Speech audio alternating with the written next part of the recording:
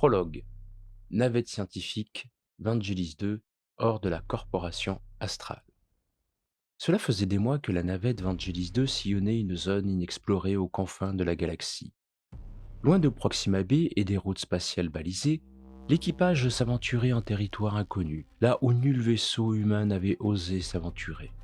À bord, une dizaine de chercheurs, le cœur battant entre excitation et appréhension, scrutaient l'immensité noire par les hublots. Leur mission? Explora Nova, un nom qui résonnait comme un défi lancé à l'inconnu pour l'humanité. Le docteur Albert Ewing Cox, astrophysicien chevrourné malgré son jeune âge, dirigeait l'expédition.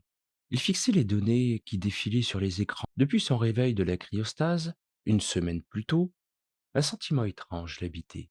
L'espace, qui d'ordinaire lui était familier, semblait vibrer d'une énergie nouvelle, presque menaçante.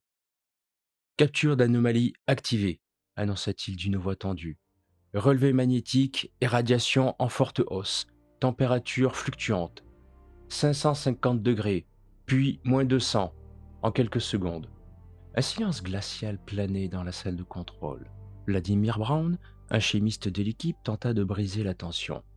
Hé, Albert, tu viens trinquer avec nous pour notre réveil ou tu comptes passer la soirée devant tes spectromètres? Un sourire crispé apparut sur ses lèvres. J'arrive, Vladimir.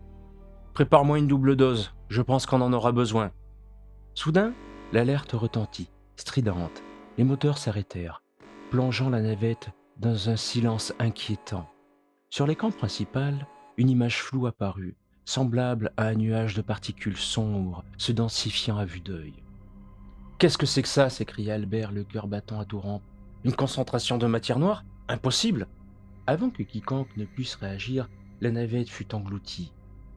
Des heures plus tard, le Vangelis 2 dérivait, prisonnier d'un champ de matière noire scintillante. À l'intérieur, le chaos régnait.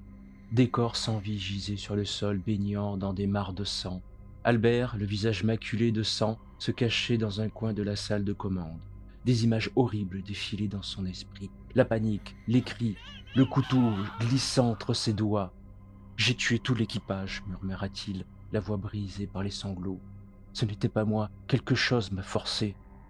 Son regard se vida, devenant étrangement froid. Il saisit les ciseaux ensanglantés. Ne vous approchez pas, dit-il d'une voix rauque. Fuyez, il faut tout arrêter. D'un geste précis, il planta les ciseaux dans sa gorge. Son corps s'effondra, inanimé. La navette, transformée en tombeau, continua sa course silencieuse dans l'obscurité.